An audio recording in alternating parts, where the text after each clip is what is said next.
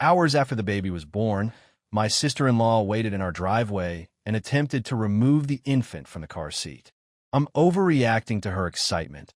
According to my relatives, Daniel, 30, and I, 28, are expecting our first kid in 2 months after 4 years of marriage.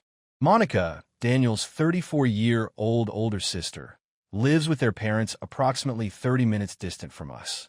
Monica has no children of her own and has never been married. I need to provide some background information about Monica before I discuss what transpired at my baby shower last weekend. She has always been intense, in my opinion. Monica kept asking Daniel about our relationship status when we initially started dating 6 years ago. She would phone him several times a day to find out his whereabouts and companions. Since their father left when Daniel was 12 and Monica was 16, Daniel added, she had always been protective. For a number of years, Monica essentially raised Daniel because their mother, Linda, 58, had to work 2 jobs to support them. For the past 3 years, Monica, who works as a bookkeeper at a small accounting firm, has been attempting to launch her own company. She is constantly discussing new business endeavors, such as creating a food truck, selling handcrafted jewelry, or beginning a pet grooming business. She is always preoccupied with new endeavors, so none of these ideas ever get off the ground. Over the years, Daniel has given her several loans, typically ranging from $500 to $1,000 at a time. She never fulfills her commitments to reimburse him. After Daniel and I got engaged 2 years ago, things with Monica started to become worse. She demanded to participate in every facet of our wedding preparations. She wanted to approve my attire, the meal, and the venue. She began claiming that I was transforming Daniel and making him hostile toward his family after we graciously rejected her suggestions. She made a scene when she wasn't part of the wedding party and showed up at my bridal shower without permission. It made sense to me to have my 2 sisters and my college best friend as bridesmaids. In a speech Monica gave at our wedding, which we had not approved of, she expressed her belief that Daniel's bond was unbreakable and that she had always been the most significant woman in his life.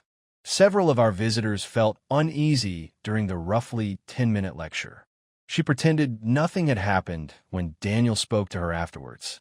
Monica's actions got even more peculiar when we revealed my pregnancy 4 months ago.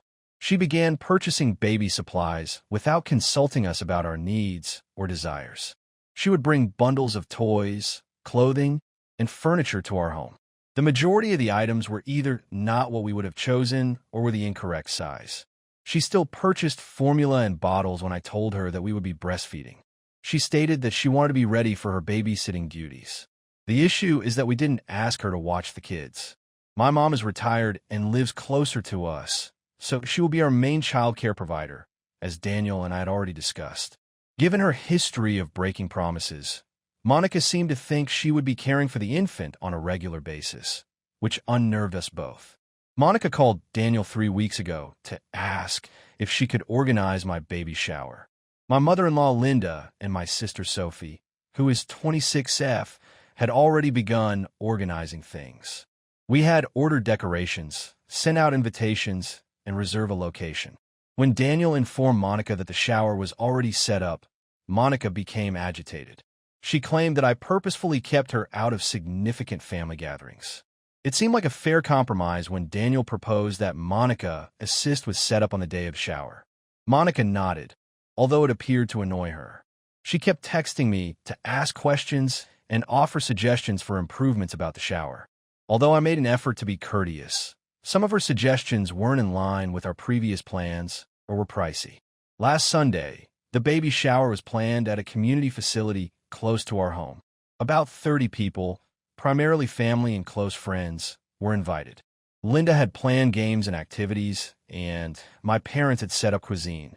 The guests were expected to arrive at noon, and everything was prepared by 11 a.m. At 10:30, Monica arrived with her own decorations. She began moving the tables around and swapping out her centerpieces for one she had created. Monica said that she was merely attempting to assist in making everything perfect when Sophie requested her to check with me first. Although we already had a cake from a bakery that Sophie had selected, she had also brought one that she had ordered independently. Monica stood at the door as if she were the hostess when visitors began to arrive. She was introducing herself and pointing out seats. In addition, she brought a second guest book from the one we had previously put up, which she wanted everyone to sign. Because of Monica's perplexing behavior, a number of my friends privately asked me if she was co-hosting the shower. When it came time to exchange gifts, things became really messy. Monica demanded that I open her gift first, and she had brought a big wrap box. There was a car seat inside, which we really needed. She had, however, purchased a high-end model for more than $300 without consulting us about the brands or features we liked. She boldly declared that she had looked into the safest possibilities and that this was her gift as the baby's aunt. The problem was that my parents' primary present to us was a car seat. They had worked with us in advance and purchased the precise model that we had looked at and selected. We had 2 pricey car seats now, and we didn't want Monica. She appeared upset and claimed to have spent weeks looking into the best option when I thanked her and pointed out that we had already received a car seat. During the gift opening, Monica then began talking about how excited she was to take the baby places and how she intended to set up a nursery at her home. She suggested purchasing a crib and changing tables so the infant may spend the night on a regular basis. She urged me to take her schedule into account while scheduling appointments and listed particular days of the week when she would be available to babysit. During these remarks, a few of the guests became uneasy since Monica was speaking as though she would be the primary caregiver rather than a part-time babysitter.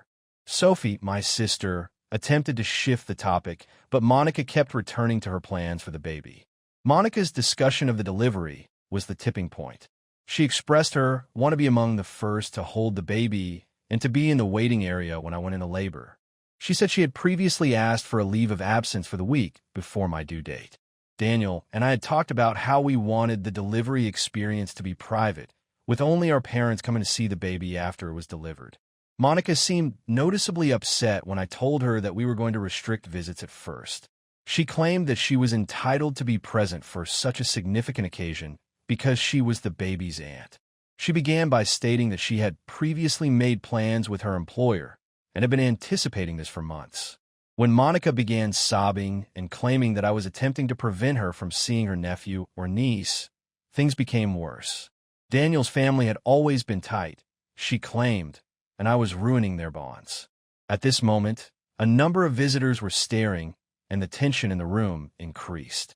Monica was becoming increasingly emotional despite Daniel's attempts to calm her down. She compared this baby to her own grandchild, claiming to have nurtured Daniel. She said I didn't understand family relationships and was selfish. She claimed that she deserved to be part of Daniel's child's upbringing because she had given up years of her life to care for him. Linda attempted to step in, but Monica was unthinkable. She stated that, unlike other family activities, she would not allow me to force her out of Daniel's life. During the bridal shower, she brought up the wedding planning, claiming that I had a habit of keeping her out of significant occasions. Several of the guests were now visibly uncomfortable, and several were beginning to depart. Monica wasn't finished talking, so my sister Sophie proposed that we take a break. Whether I liked it or not, she continued, she would be a part of this baby's life. Daniel would never pick me over his sister, she added, and I had to come to terms with the fact that she was family. At last, Daniel informed Monica that she had to go. He was proving her point about me changing him, she replied, looking horrified.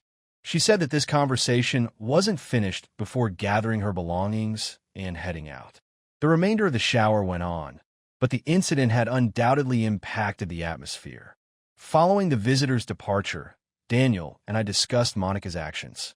Although he acknowledged that she had been more passionate recently, he claimed he was unaware of how uneasy she was making me. He concurred that before the baby came, we needed to establish more defined limits. We agreed that he would speak with her about what was expected of her in her auntie role. The issue is that since Sunday, Monica has been phoning and texting us both nonstop. She has been expressing her hurt and the unfairness of our actions through lengthy communications. Additionally, she has been including Linda, who is attempting to mediate but is not entirely understanding our frustration.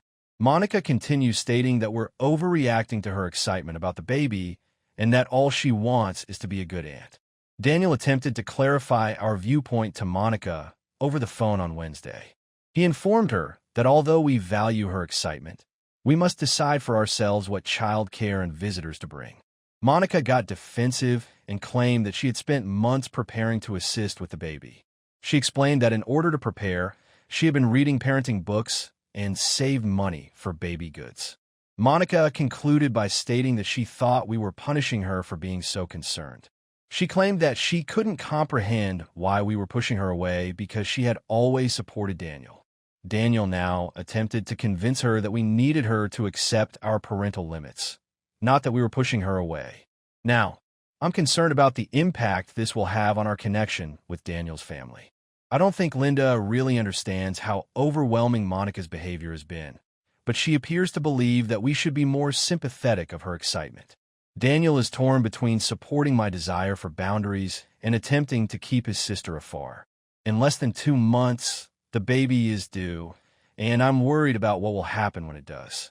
Monica has expressed her want to be heavily involved, and I'm not sure how to handle her demands without adding to the family strife. Daniel encourages me, but it's clear to me that he regrets disappointing his sister. I need guidance on how to respond to this circumstance. Is our desire to establish boundaries unreasonable?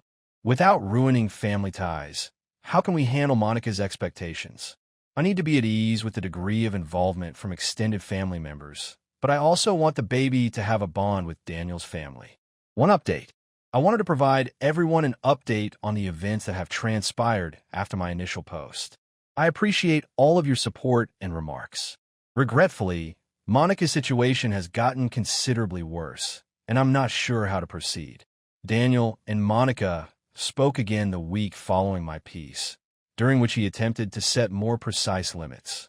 We needed her to appreciate our choices as parents, he continued, even though we wanted her to be a part of the baby's life. In particular, he addressed her presumptions regarding frequent overnight stays and babysitting. During the conversation, Monica appeared to agree with him, but her actions subsequently gave the impression that she didn't. Monica unexpectedly arrived at our house 2 days later with further baby things. She claimed to have purchased a bassinet since she couldn't resist the offer when she saw it on sale. She offered that we could keep her bassinet at her house for when the baby came to visit or use it as a backup when I replied that we already had one. She rearranged our nursery and moved furniture that we had already placed for approximately an hour. The fact that Monica began measuring our nursery and taking notes on its layout was what made this visit especially awkward.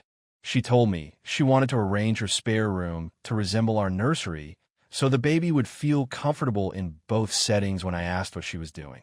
She had previously placed an order for paint that matched the color of the walls in our nursery and intended to purchase matching furniture. The week after, Monica began phoning my doctor's office to inquire about my pregnancy. She introduced herself as the baby's aunt, and since she would be assisting with childcare, she needed to know my due date and delivery schedule. I had to clarify that Monica was not permitted to receive any information regarding my medical treatment when the receptionist called to confirm. Additionally, I had to expressly ask that Daniel and my emergency contacts be the only people to see my information. When Monica learned that I had denied her access to my medical records, she became irate. We were treating her like a stranger, she said when she called Daniel at work in tears. She claimed that she needed to be informed about significant medical decisions since she imagined herself as the baby's second mother. Monica insisted that family members should have access to everything, despite Daniel's attempts to clarify that medical information was confidential. When Monica began reaching out to our other family members to involve them, the issue became more heated. She complained that we were keeping things secret and not including her in significant pregnancy milestones when she called my mother-in-law Linda. Additionally, she called Daniel's cousin Jason, 29, and his Aunt Margaret, 52F, informing them that I was attempting to keep the kid away from Daniel's relatives. These relatives began phoning Daniel to inquire about the situation. Monica had explained the situation as though we were cutting her out of our lives entirely, which left most of them perplexed. In multiple phone conversations, Daniel had to clarify that we weren't attempting to exclude Monica, but but rather that we required her to adhere to the standard boundaries that any parent would establish. The most alarming event occurred when Monica arrived at my place of employment 2 weeks ago. Monica came in posing as a new patient at the family dental office where I work as a dental hygienist. She had expressly asked me to be her hygienist and had scheduled an appointment under a false identity. She began inquiring about my pregnancy and delivery plan during the visit. She wanted to know if I had selected a pediatrician yet and which hospital I intended to give birth at. She explained that she wanted to make sure she could find us in the event that I went into labor when I questioned her about why she was asking these questions. She clarified that her anxiety over missing the birth was the reason she had been having problems falling asleep. She said she wanted to have contingency plans in case she couldn't get in touch with Daniel, but she had been checking in with him every day to make sure I hadn't begun having contractions. I informed Monica that her actions were improper and that she should go. She became agitated and claimed that she was merely attempting to be ready to assist. She claimed that she didn't understand why I was keeping everything so private and that she had been preparing for months to care for me and the baby after birth. I contacted Daniel as soon as Monica left my office. He concurred that her actions were going too far and was appalled that she had come to my place of employment. That evening, he called Monica and informed her that she was not permitted to call me at work or return to my place of employment. He also advised her to refrain from bringing other family members into our private affairs. In response, Monica sent us both a lengthy email outlining her viewpoint. She wrote that she thought we were punishing her for having too much love for the baby. She claimed that even before we revealed the pregnancy, she had been planning to assist in raising the child and that she had been dreaming of becoming an aunt for years. She acknowledged that we were the baby's parents, but she still wanted to have a say in important choices regarding the child's upbringing. Monica also disclosed in the email that she had been discussing grandparents' rights with a lawyer. She claimed to have been investigating the legal rights of aunts to see their nieces and nephews. She stated that although she had no intention of filing a lawsuit, she wanted to know what her choices were in the event that we kept her out of the baby's life. The last straw for Daniel was this legal threat. Calling Monica, he informed her that threatening legal action was very inappropriate and that it demonstrated her lack of awareness of proper boundaries. We would have to think about cutting off all of her contact with us if she kept acting in this manner, he stated. During this phone call, Monica went into a frenzied state. She claimed she couldn't believe Daniel was threatening to cut her out of his life and that he was picking me above his own family. She said that she deserved to be a member of his family today because she had given up all to care for him when they were younger. She claimed that I had manipulated Daniel into opposing his sister. Monica hung up on Daniel at the end of the call, but she made several follow-up calls in the hours that followed. After a while, Daniel stopped responding, and she began leaving voicemails. She alternated between expressing regret and leveling more charges in the voicemails. She declared that she would not allow me to ruin their family, and that she would fight for her connection with Daniel. Monica has been attempting to get in touch with us via other family members ever since. Every day, she calls Linda in tears, pleading with her to step in. Additionally, she has been reaching out to Daniel's other family members, requesting that they speak with us on her behalf. The majority of these family members don't understand why Monica is so unhappy and are perplexed by the circumstances. Although Linda has been making an effort to mediate, she is not quite aware of how bad Monica's behavior has gotten. She is constantly saying that we should be more patient with Monica since she is just happy about the baby. Linda believes that we ought to have a conversation with Monica and figure out a solution that works for everyone. The issue lies in Monica's apparent inability to recognize that some boundaries are intractable. She is still adamant that she should be able to examine my medical records and participate in important choices regarding the baby's care. The fact that Daniel and I are the parents and have the authority to make decisions without seeking input from other family members is something she doesn't seem to understand. I am currently 37 weeks along with my due date. My doctor has advised me to reduce my stress levels during these last few weeks because the stress from this circumstance is having an adverse effect on my health. Daniel and I have made the decision that when I go into labor, we will only tell our parents. Additionally, we intend to restrict hospital visits to members of our immediate family only.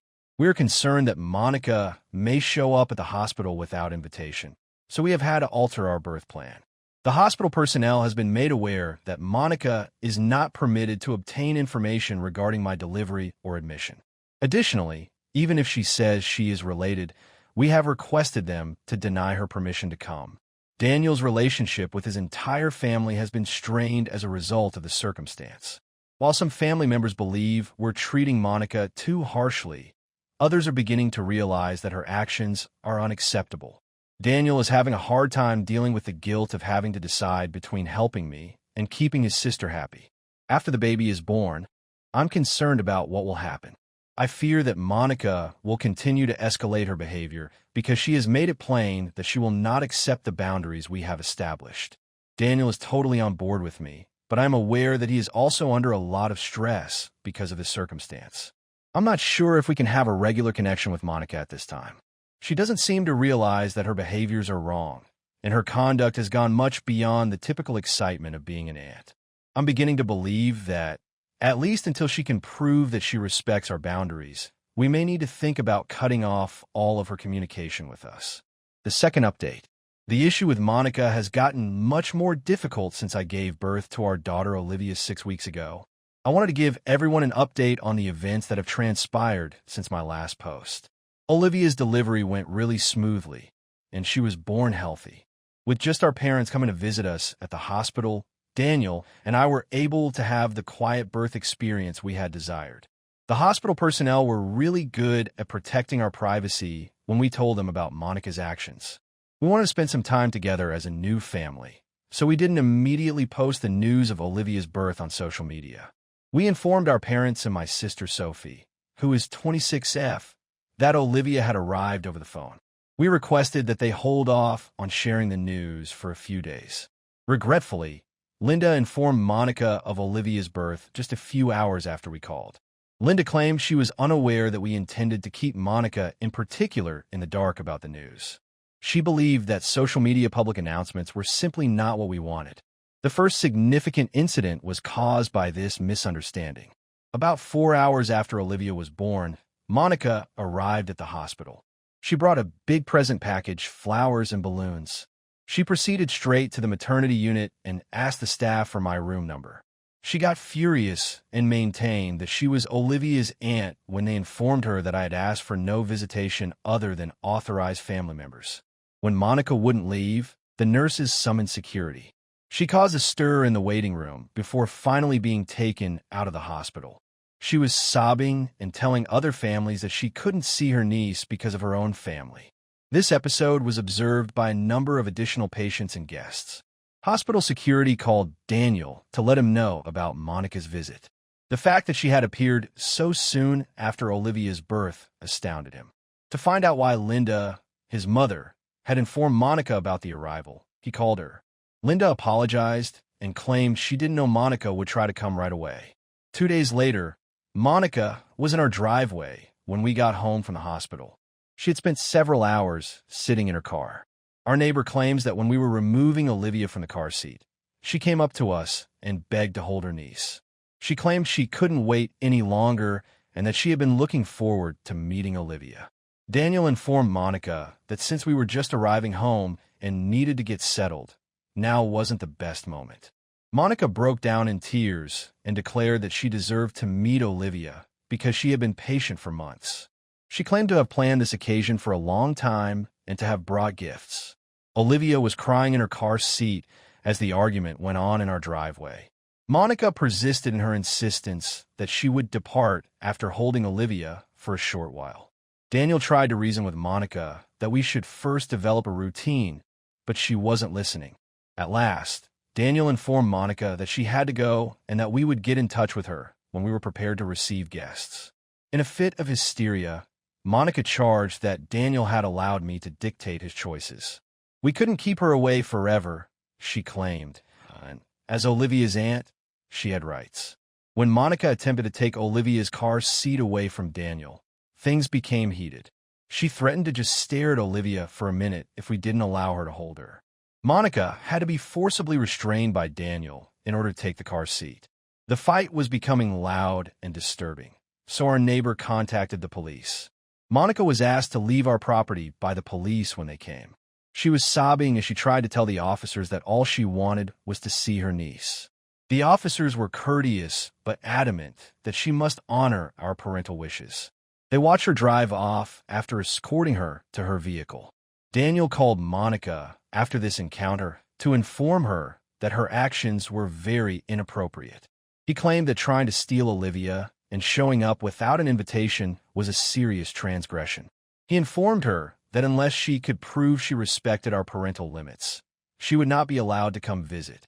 In reaction, Monica launched an effort to incite Daniel's relatives against us. We were keeping Olivia away from the family, so she called as many relatives as she could think of. She said she was being unfairly punished for her excessive love for her niece and that I was controlling Daniel.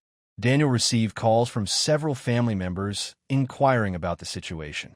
Monica had informed them that we were being unreasonable about visits and that we were not allowing anyone to meet Olivia. She had made it seem like we were cutting off all contact with Daniel's folks. Daniel had to call several families for hours to explain the true circumstances.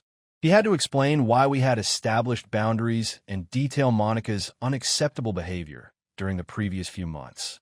After hearing the whole tale, the majority of family members were understanding, but some still felt that we ought to be more understanding. When Monica began posting about Olivia on social media, things became worse. Linda had given her pictures of Olivia, which she was posting on her Facebook page along with comments about her lovely niece. She was expressing her love for Olivia and her excitement at seeing her mature in her posts.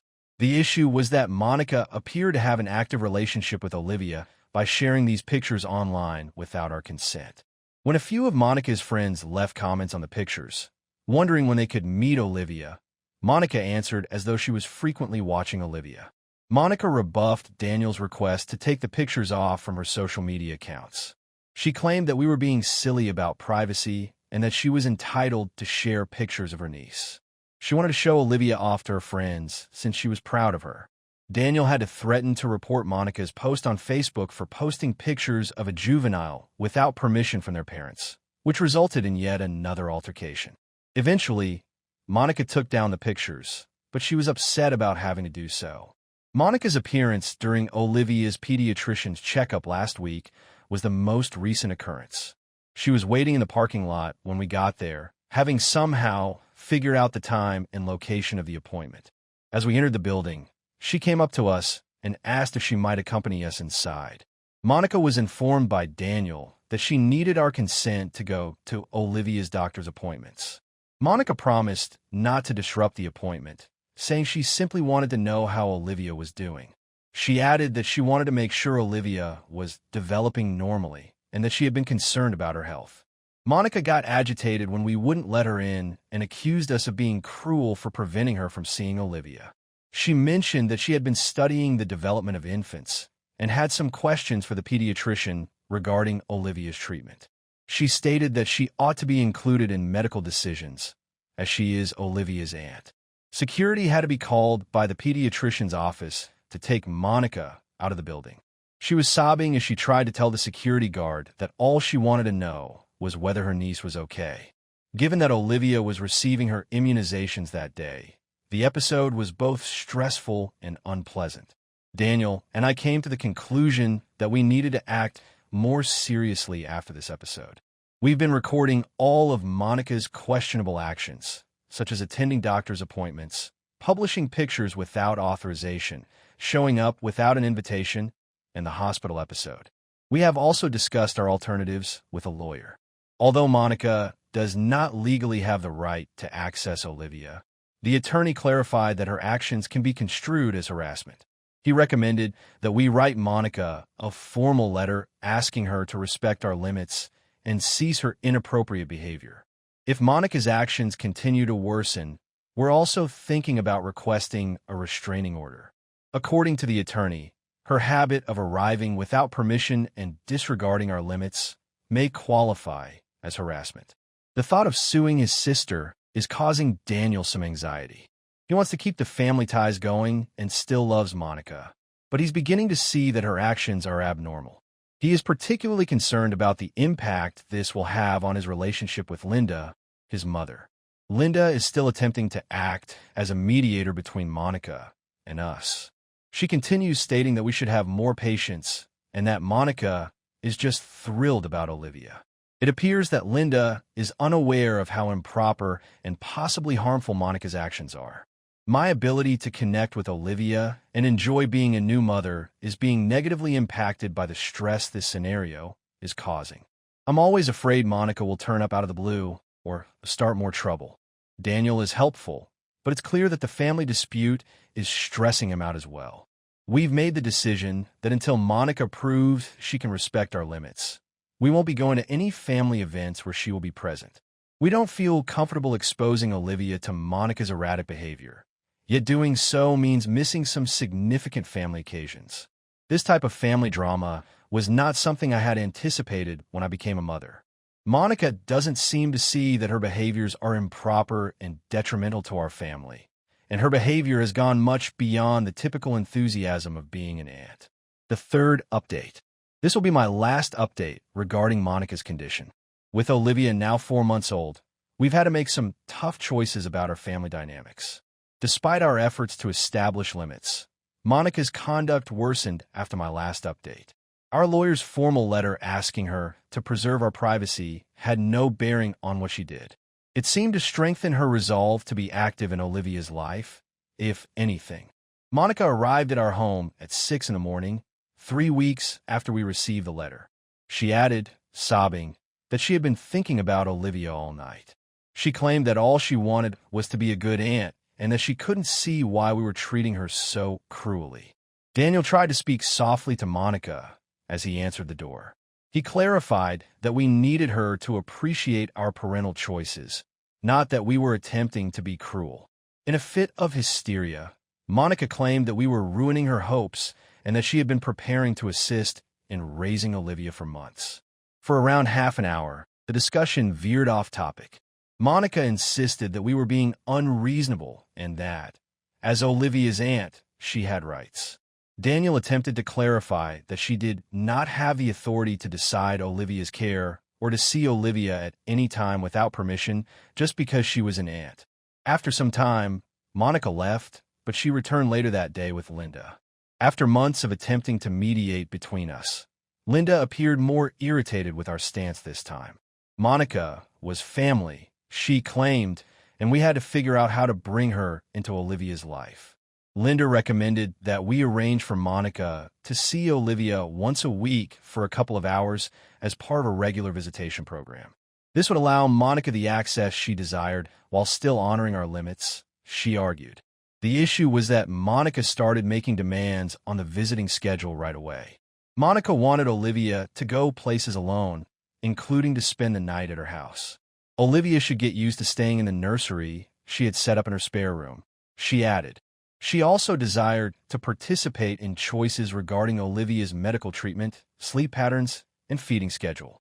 She got furious once more when we told her that we didn't feel comfortable with Monica making parenting decisions or overnight stays. She said that she deserved to be more involved in Olivia's life and that we were treating her like a stranger. She claimed to have suggestions about how to best care for Olivia based on her studies into child development. When Monica began to follow us around town, things became unbearable. She would appear at the park, the grocery store, and other locations where we took Olivia. Although her actions were making us uneasy, she said that all she wanted was to spend time with her niece. The event that worried me the most was when Monica followed us to a restaurant where we were having lunch with my parents. She continued to gaze at Olivia while seated at a table across from us. She claimed that she had the right to be in a public setting and that she wasn't disturbing anyone when my father requested her to go. Monica watched our table the whole lunch and used her phone to take pictures of Olivia. She claimed that she was only documenting memories of her niece when we urged her to stop snapping pictures. She said that she had to find other methods to feel connected to Olivia because we were not letting her spend time with her. We learned from this episode that tolerance and time will not change Monica's behavior. She appeared to think she had parental rights instead of the usual aunt privileges, and her fixation with Olivia was growing increasingly intense. Daniel and I came to the conclusion that a restraining order application was necessary. We compiled all of the records we had gathered regarding Monica's actions, such as the hospital visit, her unexpected appearance, her publishing of pictures without authorization, her attendance at doctor's appointments, and her following us around town. The history of harassment and Monica's disregard for our limits led to the restraining order being issued. Monica is required under the order to keep at least 500 feet away from Olivia, our home, and our places of employment. Additionally, she is not allowed to get in touch with us directly or by third parties. Monica had a total meltdown in response to the restraining order. We were ruining the family. She cried and yelled as she called Daniel. She claimed that we were being vengeful and that she had done nothing wrong. She claimed that I had manipulated Daniel into opposing his own sister. The restraining order also infuriated Linda. She said that Monica was only giddy over Olivia and that we had gone too far. Linda found it incomprehensible that we were unable to resolve the issue without resorting to the judicial system. She claimed that we were disbanding the family because of a communication-solvable issue. Daniel's family is now divided as a result of the restraining order. Some family members agree with our choice and recognize that Monica's actions were improper. Some believe that we overreacted and that we ought to have shown more tolerance for Monica's transition to aunthood. Margaret, Daniel's 52F aunt, has been especially critical of our choice. She claimed that Monica had always been sentimental and that we ought to have accommodated her disposition. Margaret claimed that we should give Monica more credit because she had made many sacrifices to help raise Daniel. For Daniel, the familial split has been challenging. He understands that Monica's actions were abnormal, but he still loves his sister and doesn't want things to get to this stage. In order to process his feelings regarding the issue, he has been attending counseling. Although Monica has managed to get around the restraining order, she has mostly complied with it. She has been requesting Linda to deliver the gifts she has been sending to Olivia to our home. Additionally, she has been sending Olivia letters that she wants us to keep for Olivia's later years. Because it is against the spirit of the restraining order, we have had to ask Linda to cease delivering presents or messages for Monica. This suggestion infuriated Linda, since she feels as though she has to choose between her granddaughter and her children. Over the past month, things have somewhat stabilized. We haven't had any unexpected interactions with Monica, and she hasn't blatantly broken the restraining order. We don't know if the family relationships can be healed, though, and they are still tense. Daniel and I have made the decision that we will prioritize growing Olivia and creating our own family customs. We're cutting back on our interactions with family members that don't respect our limits and won't go to events where Monica might be present. We've learned from this experience that sometimes making tough choices that other people might not understand is necessary to safeguard your family. We had to act to protect Olivia and ourselves because Monica's actions were out of character for her excitement about being an aunt. Despite all of the familial strife, Olivia is doing well. She is a content, healthy infant who is meeting all of her developmental goals. Daniel and I are loving becoming parents and working to give our daughter a calm environment. While we hope that Monica will eventually receive the assistance she needs to comprehend proper limits, we will not jeopardize Olivia's safety or the harmony of our family in the interim. We're ready to pursue further legal action if needed, and the restraining order is still in effect. Although this circumstance has been one of the most trying times in our lives, it has also shown us how crucial it is to put the needs of our immediate family above those of our extended family. We're concentrating on the good things about being new parents and going on with our lives. Let's go on to the following tale. The second story. My wife insisted that I give my stepson half of my daughter's education fund. She did something illegal behind my back that ruined our marriage after I rejected her. Laura, 39F, and I, 42M, have been wed for 6 years. Each of us has a child from a past relationship. Anna, my 17F daughter, and her 19M son, Ryan. My goal has always been to save money for Anna's future. I promised to give my child a better start in life, since I knew how hard it was for my own parents to make ends meet while I was growing up. I was just 25 and working an entry-level job when Anna was born. Claire, her mother, and I had a difficult relationship and weren't married. Despite the difficulties, when Anna was only a month old, I opened a college savings account for her. Those are difficult early years. When Anna was 2, Claire and I broke up, and I became a full-time single father. To make ends meet, I took on weekend bartending duties in addition to putting in enormous hours of my primary job. I contributed to Anna's education fund each month, regardless of how tight money was. Even if it was only $20 at times, I was committed to keeping it increasing. I told Anna why I was working so hard as she grew older. I wanted her to see the importance of education and future planning. To contribute to her fund, we would count the coins in my tip jar while seated at the kitchen table. It turned into a unique tradition for us. There was a sizable sum saved up by the time I met Laura when Anna was 11 years old. Laura was impressed with my ability to manage my finances. She shared with me her own financial difficulties. When they split, she was in a vulnerable situation because her ex-husband had accrued a significant amount of debt in her name. Laura was cautious about merging finances as a result. It worked great for us when we decided to keep our money apart. When we were married, Ryan, Laura's son, was 13 years old. We've never completely clicked the way I'd anticipated, but he's a good child. He spends every other weekend with his father, with whom he enjoys a close relationship. For Ryan, I've always felt more like a kind uncle than a stepfather. I have, however, made an effort to be encouraging and involve him in family activities. I discovered over time that Laura wasn't actually putting money down for Ryan's future. Although she earns a solid living as a real estate agent, she frequently spends it on expensive vacations, fashionable clothing, and home renovations. She consistently dismissed my gentle suggestions that she might want to establish a college fund for Ryan, stating that there was still plenty of time. Next year, Anna will graduate from high school and begin exploring college options. She has always been a standout student, participating in AP courses, helping at the neighborhood animal shelter, and participating in other extracurricular activities. She has been accepted to a number of prominent universities as a result of her diligent efforts. I met with Anna last week to discuss her college fund. As she made her choice, I wanted her to be fully aware of the resources at her disposal. Her eyes widened when I demonstrated the balance to her. She said, "Dad, is this real?" I nodded, a wave of pride washing over me. There's enough to cover tuition and most living expenses at her top choice school for all 4 years. With cries of joy, Anna put her arms around me. "I can't believe you did this for me," she replied.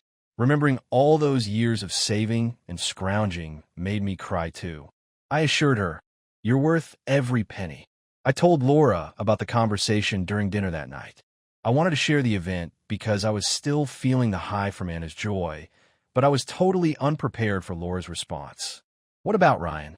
How is he supposed to pay for college?" she asked after a little pause. I couldn't understand. "I thought you were handling Ryan's college plans," I said. Laura gave a headshake. "I really haven't saved anything," she acknowledged. "I always thought we'd figure something out when the time came." Then she revealed something shocking. "We should split Anna's fund between both kids," she stated. "It's only fair." I was taken aback. Decisively, "That money is for Anna," I stated. "I've been saving it for her since before I even met you and Ryan." Anger flashed in Laura's eyes. "You mean you don't also think of Ryan as your child? We are meant to be a family." I attempted to clarify that it was about keeping a promise I had made to Anna a long time ago, not about loving Ryan less. Laura didn't hear it all. She accused me of showing partiality and claimed that by not giving Ryan the same support, I was preparing him for failure. The dispute swiftly got out of hand. I responded by giving examples of my attempts to be a good stepfather, but Laura brought up every instance in which she believed I treated Anna differently than Ryan. We kept going till Ryan got home and heard us yelling. Ryan became agitated as well after realizing what we were arguing over. He claimed that this confirmed his long-held suspicion that I didn't truly view him as family. He went off to his room as I tried to explain. Anna also heard a portion of the argument. She later approached me in tears and proposed to divide her money with Ryan. Her willingness to give up her aspirations due to guilt crushed my heart. I told her that the money belonged to her and that she was not at blame for anything. For a period. Since then, the situation at home has been quite strained. Laura is ignoring me and making disparaging remarks about my biological family. Ryan is totally avoiding me. Anna is obviously under a lot of stress and is being extremely cautious. Laura is adamant that I agree to split the money in order to make this right. However, it doesn't seem right to me to take away half of Anna's future in order to give it to Ryan. This fund is the result of 17 years of planning and effort. Giving just half of it away feels wrong, especially since Laura had the same chance to save but chose not to. I propose that we investigate more alternatives for Ryan, such as financial help, scholarships, and possibly enrolling him in a community college. Laura claims that's insufficient and accuses me of attempting to deny Ryan opportunities. I adore Ryan. I do. But he was already a teenager when I entered his life. I consider myself to be more of a mentor than a father. He has a close relationship with his father. I have no intention of replacing anyone. It's important to note that Ryan hasn't demonstrated much interest in college and is an average student. He has mentioned attending a trade school to pursue a career in electrical work. That seems like a fantastic route, and I would be delighted to help him down it. However, despite Ryan's apparent uncertainty, Laura is adamant that he requires a 4-year degree. Because I don't want to endanger my daughter's future, which I have fought so hard to achieve, I feel like I'm being framed as the evil person. Perhaps I'm not seeing this correctly, though. I'm questioning everything about the whole thing. Ida, for not dividing the college funding. One update. And after my initial post, which was made around a month ago, things have regrettably only gotten worse. I sincerely appreciate everyone's comments and encouragement. I have a lot to think about because of it. After my last post, the stress at home kept rising. Laura and our merely chilly roommates, hardly talking to each other. Ryan began to completely shun me, obviously disturbed. Anna was under a lot of stress, and I could sense that she was attempting to maintain the peace while feeling trapped in the middle. Every talk I tried to have with Laura regarding Ryan's future plans and how we could help him without using Anna's funds swiftly turned into accusations and a repetition of previous disputes. As I listed all the ways I've tried to be there for Ryan, Laura continued bringing up instances in which she thought I had preferred Anna. We were merely exchanging meaningless words. Last week, things reached a breaking point. In the hopes of meeting Anna before her shift at the animal shelter, I arrived home from work early. Rather, I discovered Ryan and Laura seated at the kitchen table, a stack of papers strewn around. They both jumped when they saw me, as if they had been caught in the act. As it happens, my intuition was correct. They had used my personal information to apply for multiple credit cards and personal loans in my name behind my back. Since I declined to assist, they intended to utilize this money to pay for Ryan's education. I was furious. This was not only a major betrayal of confidence, but it also had the potential to negatively impact my credit and future financial prospects. I went straight up to them. Laura attempted to defend it by claiming that I had coerced her into it by being self-centered and that desperate circumstances necessitate desperate methods. Despite his embarrassment, Ryan remained silent. I informed Laura that this was totally inappropriate and might even be against the law. I stated unequivocally that I would immediately cancel all of the loans and cards. After telling her that I needed some time to reflect, I went to spend a few days with my brother. I spent a lot of time reflecting while I was away. I reflected on the early years of my friendship with Laura, our shared experiences as single parents, and our resolve to provide better lives for our children brought us together. I recalled how her independence and her ability to bounce back from financial difficulties following her divorce had impressed me. However, I also became aware that I had disregarded several warning signs. Laura had always acted a little rashly when it came to money, rationalizing costly purchases as self-care after years of hardship.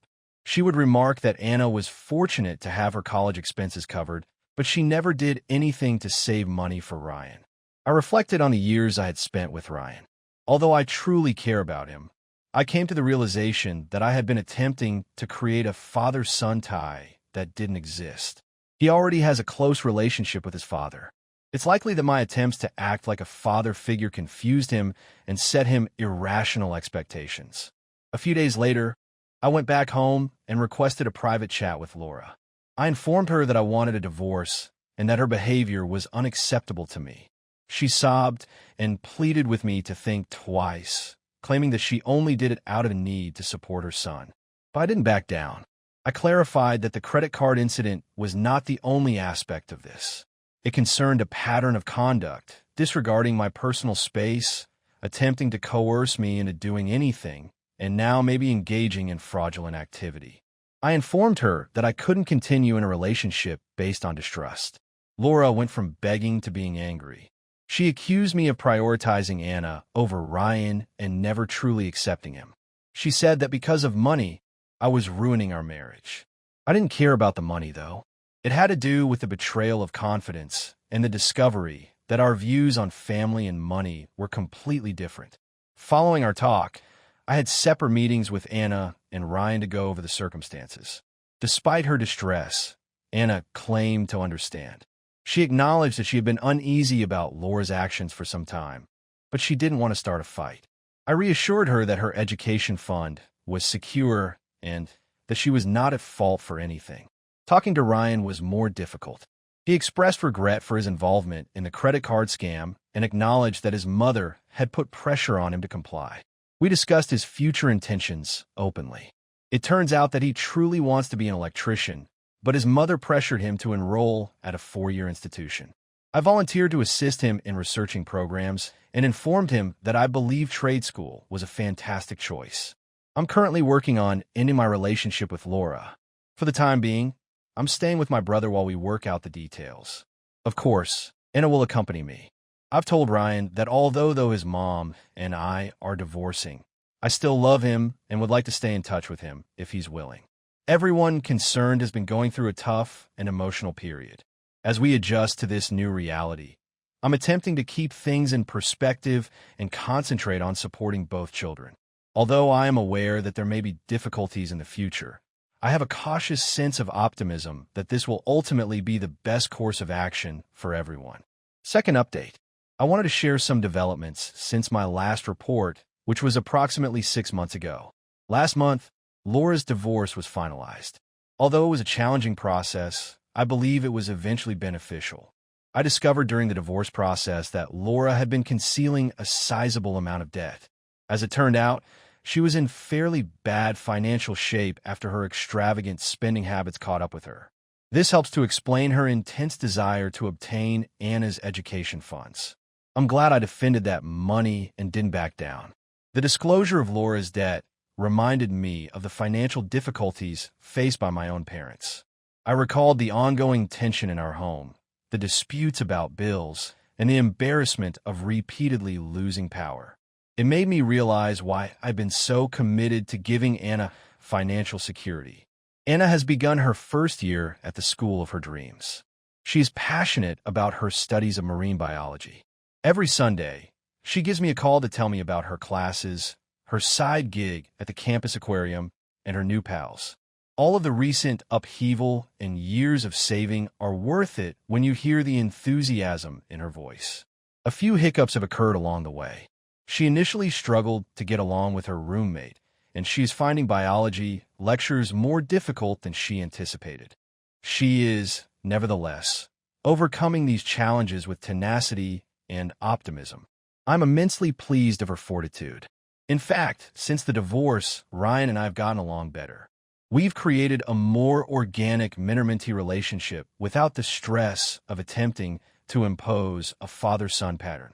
He has been attending some community college programs and working full-time at a nearby garage. I've been going out to lunch with Ryan every 2 weeks. He's sharing more of his future aspirations and anxieties with me. He appears to truly value the advice I've been giving him on budgeting and saving money.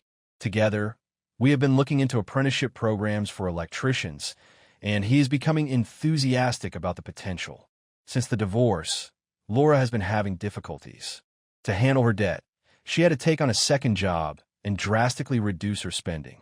She has made several attempts to contact me, alternating between accusations and apologies. I've kept my distance from her and only speak with her about divorce-related issues when it's absolutely required.